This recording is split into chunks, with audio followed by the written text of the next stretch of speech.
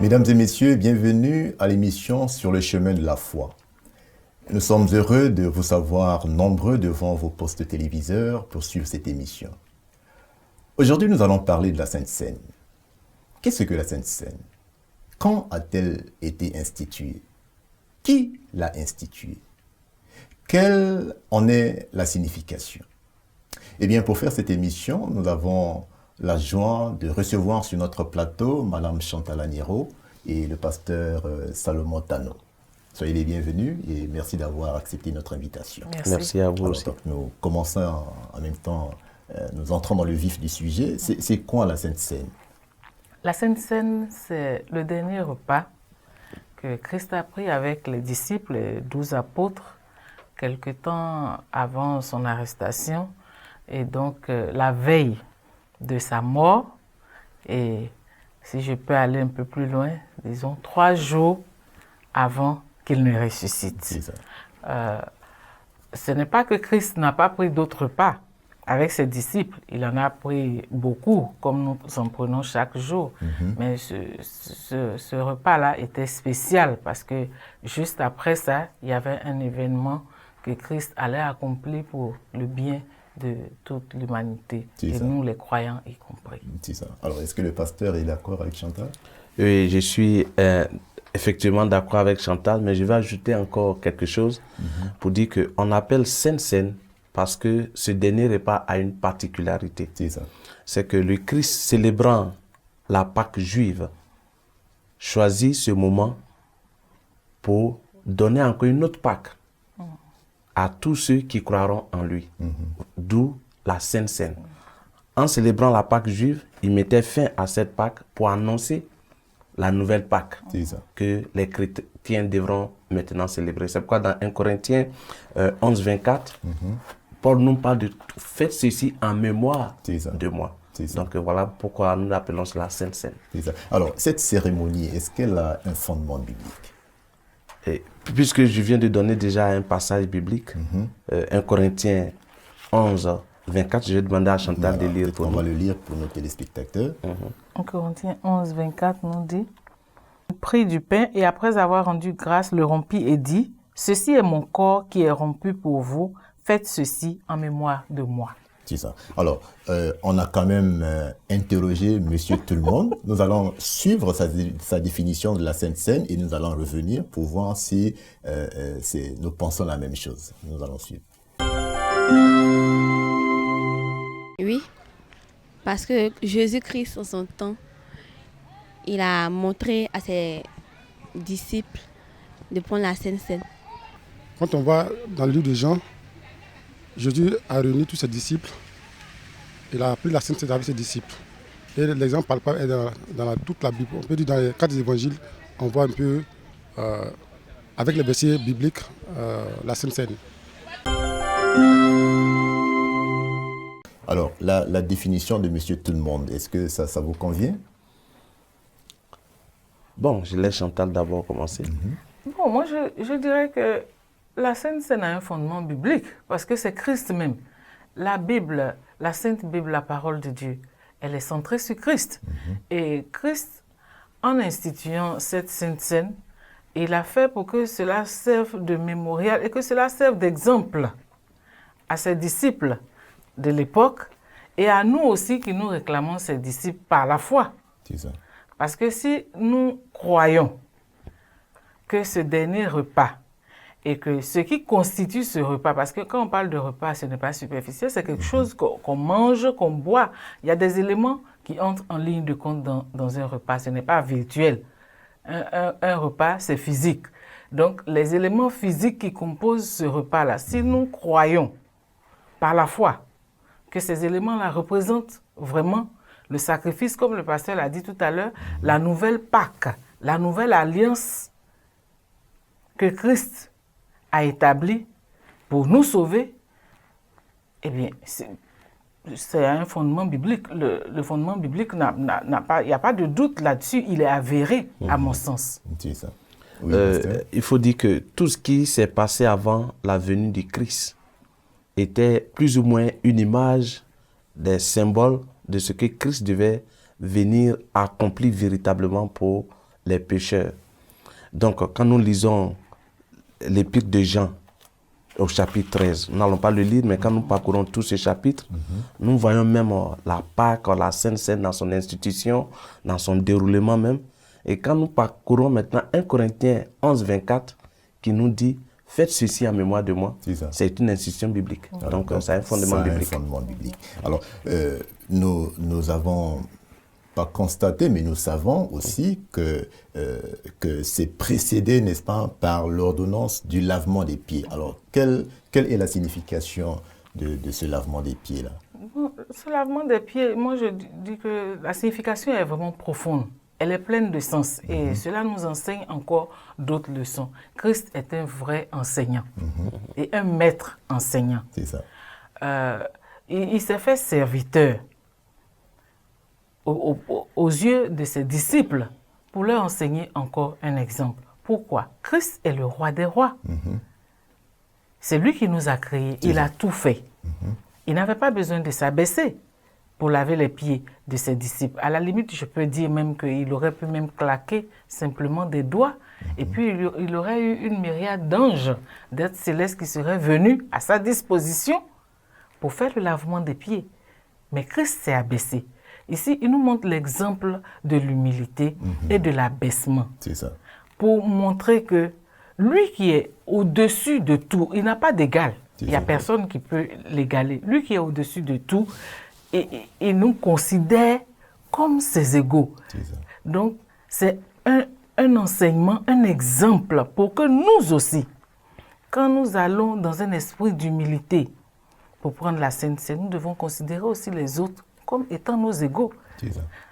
Même si nous occupons des postes de responsabilité ou bien dans la société, au plan social, nous sommes à des niveaux qui dépassent certains de nos concitoyens.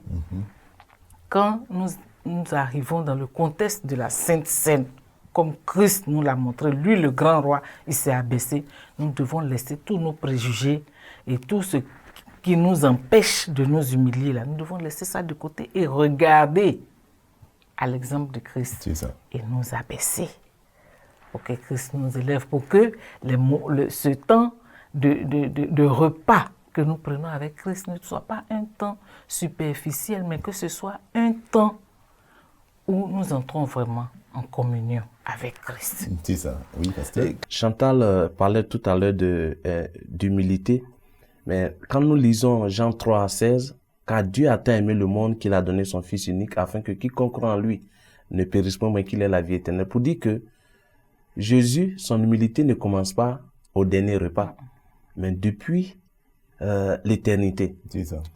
Dans ma culture, si un roi a son fils peut-être malade, ce n'est pas l'un de ses enfants, c'est un esclave qu'on prendra pour sacrifier pour sa guérison.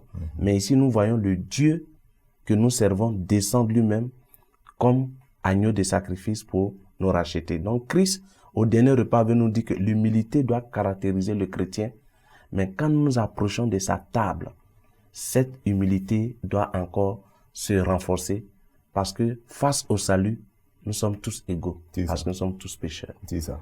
Alors, dans le monde protestant, les gens connaissent la Sainte Seine comme étant la Sainte Seine. Alors, est-ce qu'il n'y a pas une autre appellation, un autre nom pour désigner la Sainte Seine? Si, il y a plusieurs appellations, mais qui veulent toutes dire la même chose. C'est ça. Comme la table du Seigneur, l'Eucharistie, tel que rompre le pain, etc.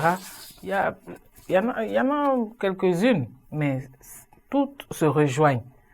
Le sens commun, c'est la Sainte Seine.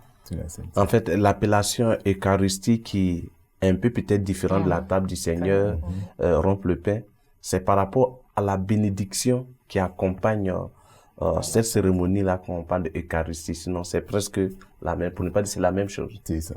Alors, la Sainte Seine nous rappelle la mort du Christ. Alors, quelle doit être notre attitude lorsque nous participons à la Sainte Seine? Est-ce que nous devons adopter une attitude ou bien avoir un visage radieux ou bien un visage triste?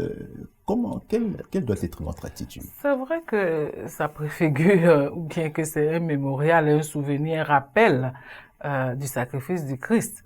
Mais pour nous chrétiens, ça ne devrait pas être un moment de tristesse, C'est au ça. contraire. C'est ça. Pourquoi? Si c'est un moment de tristesse, c'est que le sacrifice de Christ aura été vain. Ça voudrait dire que Christ serait resté dans le tombeau, ce qui n'est pas le cas. Christ n'est pas resté dans le tombeau, bien au contraire, Christ est ressuscité. Il est assis à la droite du Père, il intercède pour nous. Donc, étant donné que le sacrifice de Christ a un sens plein, comme le pasteur l'a expliqué tantôt, pour nous chrétiens, et a une importance capitale, nous devons être au contraire joyeux, C'est ça. contents.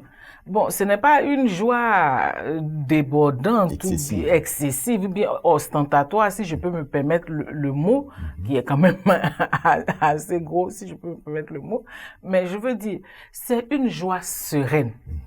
Et garder cette solennité. Voilà, une joie sereine, mais en même temps, nous sommes dans la solennité parce que c'est un moment solennel. C'est ça. Ce n'est pas un moment de joie, une joie comme on peut l'appeler, une joie joyeuse, une joie n'importe comment. Non. Au contraire, nous devons utiliser ce moment-là pour nous préparer. Et avant même d'aller à la table du Seigneur ou bien d'aborder la Sainte Seine, nous devons essayer d'examiner nos vies. C'est ça. Oui, parce que Christ, c'est vrai, il était l'agneau du sacrifice, mais un agneau pur, un agneau saint. Et quand, imaginez quand le président de la République vous invite à partager un repas, à déjeuner ou bien à dîner, vous vous lavez comme vous ne vous êtes jamais lavé auparavant. Vous vous habillez proprement comme vous ne le faites pas, vous vous parfumez, etc. Donc, si je ramène ça au contexte de la Sainte Seine, il y a un temps de préparation, une préparation vraiment sincère, sérieuse, un temps de repentir, une introspection des choses qu'on aurait fait ou bien qu'on fait sans le savoir ou bien qu'on occulte et qui ne plaisent pas à Dieu, qui attristent Dieu. Donc, vraiment un repentir, une confession sincère et puis se mettre dans le contexte de la Sainte Seine que je viens à la table du Seigneur, du roi des rois. Et donc, la tristesse n'a pas sa La place. tristesse n'a pas sa place. Oui, pasteur. Bon, ce qui nous conduit à la table du Seigneur, c'est que nous nous reconnaissons pécheurs et que nous partons vers celui-là même qui peut nous restaurer, nous régénérer. Je ne vois pas quelqu'un qui est malade, qui en plus de la douleur, cherche à aller voir le médecin, mais triste. C'est ça. Mais je vais avec l'assurance que après ma rencontre avec le médecin, tout changera en moi, en ma faveur. C'est ça. Mais il y a aussi une préparation à faire. Lorsque nous lisons 1 Corinthiens 11, versets 27 à 29, que je vais demander à Chantal de lire pour nous, pour montrer que il est vrai, on ne doit pas aller triste à la table du Seigneur, mais quand même, il y a quelque chose à faire pour que ma participation à cette cérémonie soit une bénédiction pour moi. Ok. Oui. 1 Corinthiens. 11, 27 à 29. C'est pourquoi celui qui mangera le pain ou boira la coupe du Seigneur indignement sera coupable envers le corps et le sang du Seigneur. Que chacun donc s'éprouve soi-même, et qu'ainsi il mange du pain et boive de la coupe. Car celui qui mange et boit sans discerner le corps du Seigneur mange et boit un jugement contre lui-même. Wow. Voilà, donc voici déjà les directives que la parole de Dieu nous donne pour tous ceux qui aimeraient participer à cette cérémonie-là. C'est ça. Alors, quel est le sens, quelle est la signification que nous donnons à la Sainte Seine? Alors, nous avons encore interrogé Monsieur Tout-le-Monde. Nous écoutons sa réponse et nous revenons sur ce plateau. La Sainte Seine, moi, je peux dire que c'est d'abord l'amour que Jésus proclame à travers cet acte qu'il pose, mais aussi, c'est aussi la mort et la résurrection de Jésus-Christ. Il a dit de faire ça à mémoire de nuit. De sorte que quand nous faisons ça, nous nous rappelons toutes les œuvres qu'il a accomplies dans notre vie. C'est d'être plus proche de Dieu, du Christ. Cette cérémonie nous amène à dire que nous avons un Dieu qui est mort pour nous et avec qui nous communions et avec qui nous allons communier dans le ciel quand nous serons là-bas. Alors, Chantal, la signification de la Sainte Seine. Pour moi, la Sainte Seine remplace la fête de Pâques de l'Ancienne Alliance. L'ancienne alliance que Dieu avait établie avec les enfants d'Israël, c'était avec le sang des animaux. Parce que c'est dans cette même Bible qu'il a dit que sans effusion de sang, il n'y a pas de pardon. Il fallait un sang. Et donc, c'était le sang des animaux purs, sans défaut, sans tache. Mais ces animaux et ce sang-là préfiguraient la Sainte Seine que Christ, la Pâque, la nouvelle alliance, la nouvelle Pâque que Christ allait accomplir. Et c'est Christ qui allait devenir l'agneau au lieu que ce soit un animal. C'est Christ même qui allait remplacer l'animal. Et au lieu que ce soit le sang d'un animal, c'est le sang royal, sans défaut, sans tache de Christ, qui allait donc effacer, pardonner, laver les péchés de nous, les pécheurs. C'est ça. Donc ça remplaçait cette alliance. Et aussi la Sainte Seine représente la libération de l'esclavage. Parce que la Pâque de l'époque, quand les enfants d'Israël, pourquoi la Pâque a été instituée? Et puis il y a eu aussi, parce qu'ils ont pris un dernier repas, les enfants d'Israël, avant de sortir d'Égypte. C'était aussi en commémoration de la Sainte Seine. Donc, mais pour sortir, pour quitter d'un état à un autre. Ils étaient en état d'esclavage et ils devaient sortir de cet état d'esclavage. Donc cette scène-là que nous prenons maintenant avec la nouvelle alliance faite par Christ, c'est pour nous aider à sortir de notre état d'esclavage, esclave de Satan, esclave du péché. Parce qu'on n'est plus en esclavage physique, mais c'est un esclavage spirituel. C'est ça. Oui, pasteur. Après le péché d'Adam et Ève, dans Genèse 3, Dieu a dit, le jour où tu mangeras, tu mourras. Ce n'est pas la mort instantanée, mais c'est la mort éternelle que l'humanité devait connaître. Et c'est de cette délivrance que Christ est venu apporter à l'humanité. Donc, le symbole, ce que nous pouvons comprendre comme signification de la Sainte Seine, quand nous lisons Jean 13 et 1 Corinthiens, nous voyons l'explication. Jésus dit, prenez ceci, après avoir rendu grâce pour le pain. Ceci est mon corps. Après avoir rendu grâce pour le vin, il dit, ceci est mon sang. Qu'est-ce que Christ est venu faire pour nous? Il est venu mourir, verser son sang pour nous purifier du péché. Donc, la signification, comme ceux qui ont répondu au micro ont eu à le dire, c'est l'amour que Christ est venu manifester pour les pécheurs et aussi le rappel de son sacrifice, de sa mort et de sa résurrection. C'est ça. Donc, chaque fois que nous participons, nous nous souvenons que notre péché a conduit à la mort notre Seigneur Jésus-Christ. Et en même temps, le fait qu'il soit ressuscité des morts est aussi l'assurance que nous aussi, nous aurons la victoire sur la mort. C'est ça. Et Chantal l'a dit, que la Sainte Seine a remplacé la fête de la Pâque. Et beaucoup de gens ne le savent pas. Alors, qu'est-ce qui explique ce remplacement? On n'a pas remplacé la Pâque. L'ancienne Pâque. Parce que c'est l'ancienne alliance. La première alliance, c'était l'esclavage physique en Égypte. C'est ça. Et à la veille de leur départ, Dieu avait demandé qu'il tue un bélier et qu'il prenne son sang pour mettre sur les poteaux et de manger avec les reins sains. Parce que ce jour-là, c'était leur délivrance. C'est ça. Donc, depuis qu'ils sont arrivés en exode dans le désert, chaque période, à chaque moment, ils commémoraient ce jour de leur salut, de leur délivrance.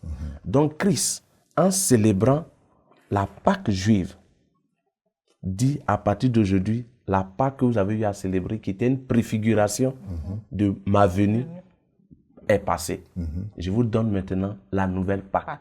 Donc la Pâque, ce n'est pas une date, mais c'est la célébration de la Sainte Seine. Parce qu'il a dit, chaque fois que vous ferez ceci, en mémoire de moi. Quand nous lisons bien Corinthiens. Donc bibliquement, la nouvelle Pâque, la nouvelle alliance, c'est la Sainte Seine. C'est ça. Alors, cette pratique doit avoir des incidences sur la vie de l'Église. Alors, on se pose la question, qu'apporte ce service dans la vie de l'Église, Chantal? Bon, pour les chrétiens, pour nous les croyants, quand nous participons à la Sainte Seine, c'est un acte public que nous posons. Nul ne participe à une Sainte Seine dans un endroit caché, vous voyez, en cachette, dans un coin secret. Non, c'est un témoignage public que nous appartenons d'abord, que par le sacrifice de Christ, nous appartenons à la famille des croyants, à son Église. Et que nous sommes en communion avec lui.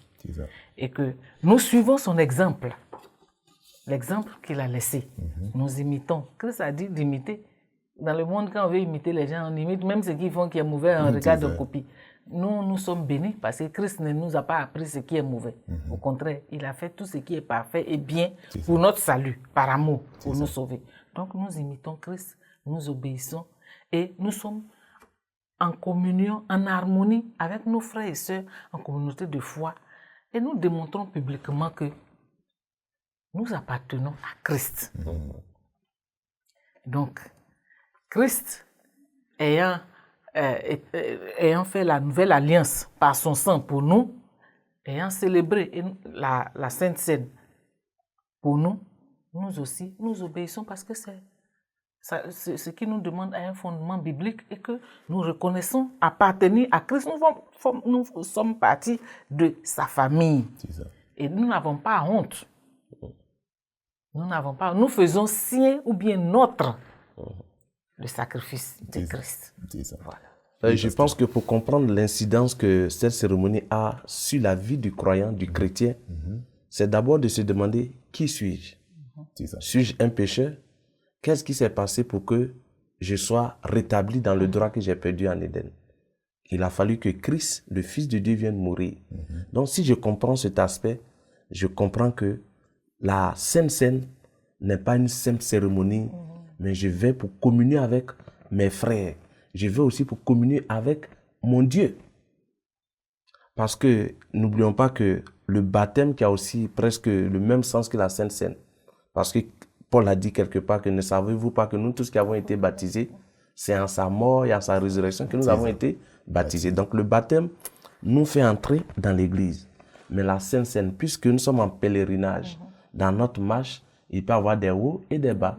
Et la Sainte Seine nous permet toujours de renouveler cette alliance avec Dieu. C'est ça. Alors, et c'est pourquoi il faut dire que chaque chrétien doit veiller à participer, à ne pas s'abstenir à ce grand rendez-vous-là. Donc, je pose la question. Qui peut prendre part à la Sainte Seine? Est-ce que, voilà, il a anticipé, mais je pose quand même la question. Qui peut prendre part à la Sainte Seine? Est-ce que tout le monde est qualifié? Nous avons posé la question à monsieur tout le monde. Voici sa réponse. Il faut être pur. Et puis, il faut vraiment... Bon... Pour moi, il faut vraiment regretter un truc que tu as fait pour que Dieu te pardonne. Donc, tu prends la Sainte Seine pour être plus proche de lui. Bon, il faut d'abord être chrétien baptisé. Si on est chrétien baptisé, je pense qu'on peut participer à la Sainte Seine. Pour participer à la Sainte Seine, d'abord, à la maison, on se prépare. On se confesse à Dieu de tout ce qu'on a déjà fait, de mal. On demande pardon à Dieu et ensuite, quand on arrive à l'église, il y a le lavement des pieds. On s'humilie pour dire que nous ne sommes pas plus que ceux qui sont avec nous. Nous lavons le pied du prochain pour prouver que nous l'aimons ou bien qu'il est comme nous, ou bien même s'il est supérieur, nous pouvons laver ses pieds. S'il est inférieur, nous pouvons aussi laver ses pieds pour dire qu'il n'y a pas de plus grand que Jésus parmi nous.